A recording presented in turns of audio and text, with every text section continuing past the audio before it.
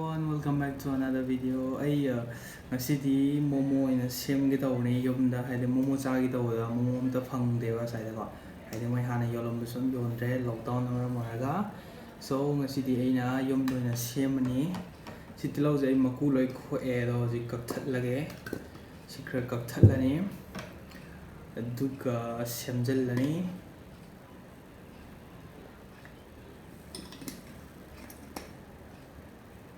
hydrate. I chicken already ngasai kima lore kima kitang olta ore si kima lere aduga si coriander si lere coriander si ka ani go onion ji ka ani ahum si tang hapani ko atai ka han hapro he yam ka han hapro ge si onion ka pa ho ge onion ka thakani aduga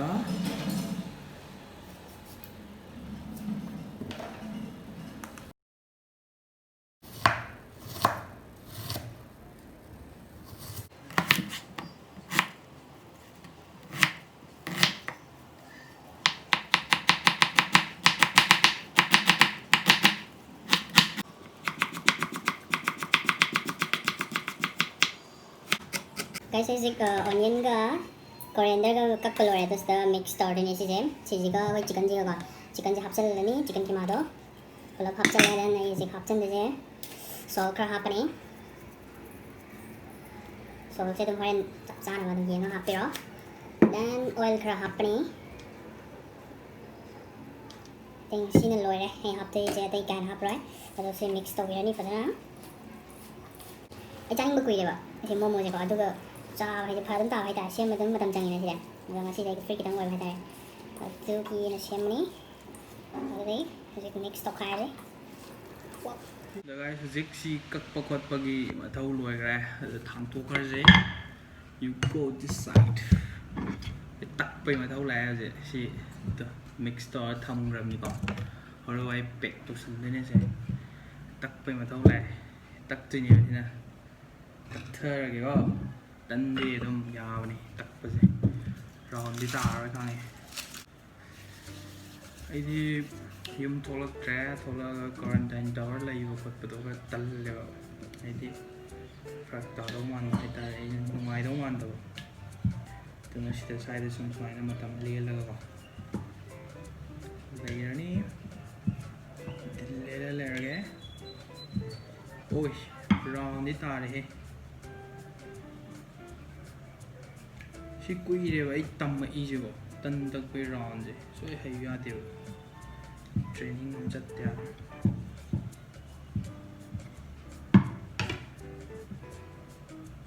first se ròn đi cái tầng đi tay thầm cái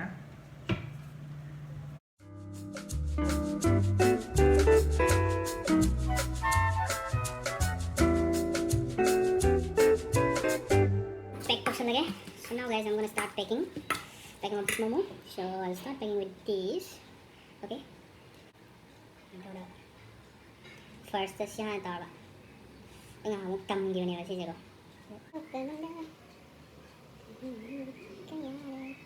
कोई न पाई चीज़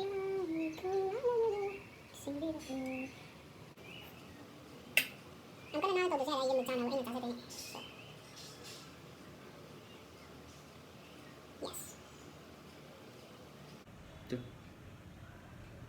Loading. So I'm xem rồi đã. Steam tàu cái học chân rồi bà. Thì steam tàu á đấy. Rồi chỉ kinh doanh rồi á. Koई timer xem sẽ anh cái gì xem kéo. Around 15 minutes trong cái thầm này bà. Just watch timer sẽ 15 minutes to 20 thầm này rồi 20 thầm này.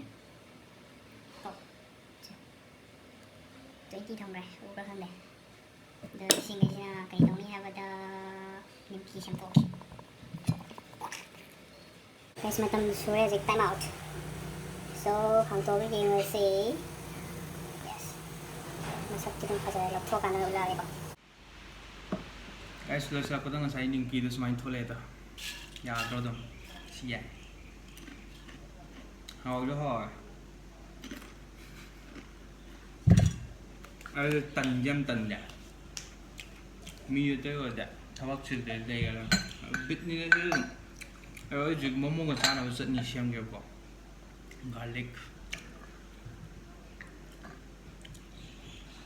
Garlic ꯍꯥꯞꯆꯜꯂꯦꯀꯣ ꯑꯗꯨꯒ ꯁꯤꯅ ꯃꯩ ꯊꯥꯗꯣꯛꯑꯕ tomato ꯍꯥꯏꯇꯥꯔꯦ burn ꯇꯧꯔꯦꯕꯅꯦꯕ ꯁꯤꯅ ꯑꯈꯨꯅꯤ soya bean fermented ꯁꯣꯌꯥꯕꯤꯟꯗꯣ ꯀꯪꯍꯜꯂ ꯊꯝꯕꯗꯣ ꯑꯩꯅ ꯆꯤꯜꯂꯤ fry ꯇꯧꯊꯣꯛꯑꯕꯅꯦꯕ ꯑꯣꯏꯜꯗ ꯁꯣ ꯁꯤꯝꯇ ꯇꯥꯛ ꯁꯨꯒꯥꯏꯒꯦ ꯆꯅꯝ ꯁꯨꯒꯥꯏ ꯂꯣꯏꯔ ꯃꯇꯨꯡꯗ ꯁꯤ ꯑꯈꯨꯅꯤꯁꯦ ꯍꯥꯞꯆꯜꯂꯣꯕ ꯂꯩꯔꯒꯗꯤꯀꯣ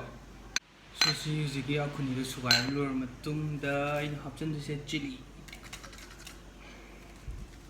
ꯈꯔꯗꯤ ꯑꯗꯨꯝ ꯁꯥꯡꯉꯦ ꯃꯣꯔꯣꯛꯁꯦ ꯂꯣꯏꯔ ꯃꯇꯨꯡꯗ ꯁꯤ ꯇꯣꯃꯥꯇꯣꯁꯦ ꯍꯥꯞꯆꯤꯟꯗꯣꯏꯅꯦꯕꯀꯣ ꯐꯥꯏꯅꯦꯜꯂꯤ ꯂꯣꯏꯔꯦ ꯒꯥꯏꯁ ꯃꯣꯃꯣꯁ ꯂꯩꯔꯦ ꯃꯁꯛ ꯑꯗꯨꯝ ꯐꯖꯔꯦ ꯍꯥꯏꯇꯥꯔꯦ ꯑꯗꯒꯤ ꯁꯤꯅ ꯆꯠꯅꯤꯗꯣ ꯉꯁꯥꯏꯒꯤ ꯑꯃ ꯃꯩꯗꯥ ꯇꯣꯠꯄ ꯂꯦꯝꯕꯗ ꯅꯤꯡꯀꯤ ꯁꯨꯝ ꯍꯧꯗꯣꯛꯄꯅꯦꯕ ꯍꯥꯎꯋꯦ ꯁꯤꯁꯦ ꯁꯤꯁꯦ ꯑꯩꯈꯣꯏꯁꯦ ꯍꯦꯟꯗꯧ ꯃꯥꯜꯂꯦ ꯑꯩꯁꯦ ꯄꯥꯝꯕꯒꯤ ꯑꯗꯣ ꯍꯨꯃꯥꯡꯗꯤ ꯐꯖ ꯁꯧꯔꯦ ꯈꯪꯉꯦ ꯌꯥꯗ꯭ꯔꯦ ꯑꯗꯨꯗꯤ ꯃꯣꯃꯣ ꯍꯧꯖꯤꯛ ꯆꯥꯔ ꯈꯪꯒꯅꯤ ꯃꯣꯃꯣꯒ ꯆꯥꯅꯕ ꯀꯌꯥꯝ ꯍꯥꯏꯔꯛꯀꯦ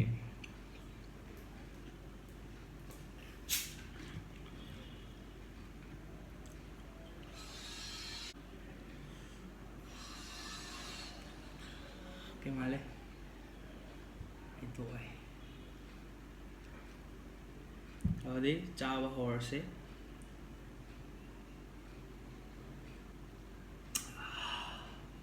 ꯍꯥꯎꯋꯦ ꯑꯗꯨꯗꯤ ꯃꯣꯃꯣ ꯑꯃ ꯆꯥꯔꯒꯦ ꯑꯗꯨꯒ ꯍꯥꯎꯕ꯭ꯔꯥ ꯍꯥꯎꯇꯕ꯭ꯔꯥ ꯌꯦꯡꯉꯁꯤ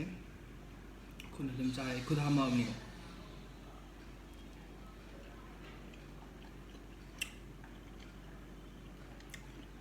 ꯑꯩꯗꯤ ꯍꯩꯗꯤ ꯍꯩꯔꯦ ꯈꯪꯉꯦ ꯑꯗꯨ ꯁꯤꯒꯤ ꯃꯩꯗꯥ ꯇꯣꯠꯄꯗꯣ ꯈꯤꯇꯪ ꯊꯥꯔꯦ ꯑꯗꯨꯅ ꯃꯊꯪꯁꯦ ꯄꯥꯍꯜꯂꯕ ꯑꯗꯨꯗꯤ ꯆꯞ ꯆꯥꯅ ꯑꯗꯨ ꯆꯠꯅꯤꯁꯤꯝꯗꯤ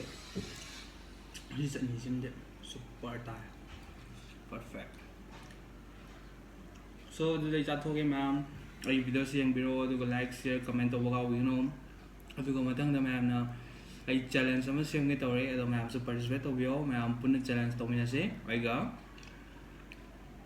ꯑꯗꯨꯒ ꯀꯩꯒꯨꯝꯕ ꯚꯤꯗꯤꯑꯣꯁꯤꯗ ꯂꯣꯏꯐꯥꯎ ꯌꯦꯡꯕꯤꯕꯒꯤꯗꯃꯛ ꯊꯦꯡꯛ ꯌꯨ ꯁꯣ ꯃꯆ ꯑꯗꯨꯒ ꯑꯁꯣꯏꯕ ꯌꯥꯎꯔꯁꯨ ꯀꯃꯦꯟ ꯇꯧꯕꯤꯔꯝꯃꯣ ꯑꯩ ꯚꯤꯗꯤꯑꯣ ꯇꯣꯏꯅ ꯊꯥꯒꯠꯇꯕꯒꯤ ꯃꯔꯝꯗꯤ ꯚꯤꯗꯤꯑꯣꯁꯦ ꯍꯧꯖꯤꯛ ꯃꯄꯥꯟ ꯊꯣꯛꯄꯁꯨ ꯌꯥꯝ ꯌꯥꯗꯕ ꯑꯗꯨꯒꯤ ꯚꯤꯗꯤꯑꯣ ꯊꯥꯒꯠꯆꯗꯕꯅꯦ ꯍꯥꯏꯕꯗꯤ ꯀꯣꯏꯕ ꯆꯠꯄꯁꯨ ꯀꯩꯝ ꯌꯥꯗꯦ ꯌꯨꯝꯗ ꯑꯗꯨꯝ ꯂꯩꯕꯅꯦꯕ ꯍꯧꯖꯤꯛꯇꯤꯀꯣ ꯑꯗꯨꯒꯤ ꯑꯩ ꯚꯤꯗꯤꯑꯣ ꯊꯥꯒꯠꯆꯗꯕꯅꯤ so thank you for watching bye ꯁꯤ ꯂꯩꯔꯦ ꯍꯩꯈꯤꯕ